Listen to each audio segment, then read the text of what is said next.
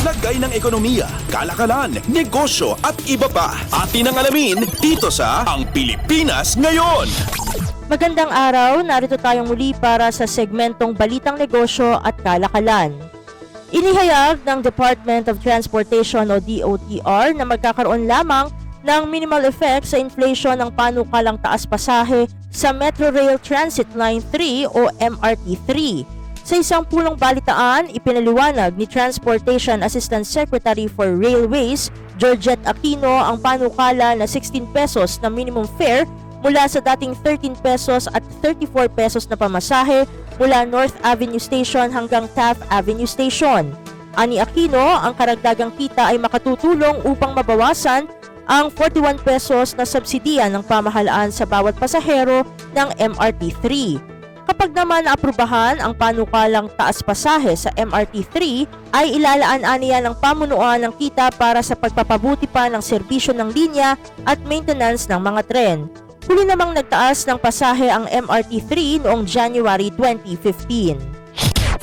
Lagay ng ekonomiya, kalakalan, negosyo at iba pa. Atin ang alamin dito sa Ang Pilipinas Ngayon. Sa iba pang mga balita, formal nang kinuha ng Subic Bay Metropolitan Authority o SBMA ang pamamahala sa isang aviation service sa loob ng Freeport. Ayon sa SBMA, bigong tumupad sa rental agreement ang Aviation Hub Asia Incorporated kaya inaprubahan ng SBMA Board of Directors ang resolusyon na wakasan ang lease agreement ng Aviation Hub Asia. Umaabot sa 19 million pesos ang hindi pa nababayarang upa at multa sa performance bond ng nasabing kumpanya. Bigo rin ng kumpanya na makasunod sa kanilang development commitments at pagsusumite ng performance bond sa loob ng panahong nakasaad sa Notice of Default with Demand to Pay. Kabilang sa mga inuupahan ng nasabing kumpanya ang ilang portion ng hangar area, office space shed at open space. Paliwanag ni SBMA Chairperson and Administrator Jonathan Tan, ang development commitments na hindi nagawa ng Aviation Hub Asia ay ang renovation at overhaul at refurbishments ng mga pasilidad. Lagay ng ekonomiya, kalakalan, negosyo at iba pa. Atin ang alamin dito sa Ang Pilipinas Ngayon. At sa pagtatapos ng ating segmento, nahigitan ng 30% ang target collection ng Philippine Ports Authority o PPA sa nakalipas na 10 buwan ng taong 2023. Ito ang ibinalita ni General Manager Jay Santiago sa kapihan sa Pantalan matapos malampasan ang 20.53 na koleksyon noong 2022. Mula January 2023 hanggang October 2023, pumalo sa 21.06 billion pesos ang koleksyon, pinakamataas sa mga nagdaang taon.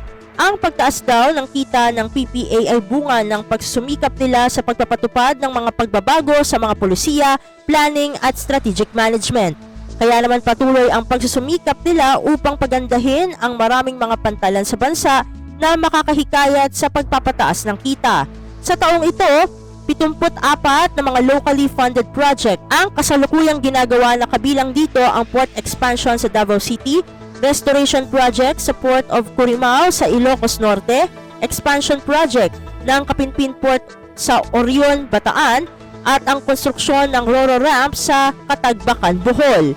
Mayroong konstruksyon din sa Port of Surigao del Norte para sa mga cruise ship, breakwater piles sa Claveria, Cagayan, port expansion sa Plaridel sa Misamis Occidental, port development sa Camarines Sur at construction ng cruise ship port sa Surigao del Norte. Lagay ng ekonomiya, kalakalan, negosyo at iba pa. Atin ang alamin dito sa Ang Pilipinas Ngayon.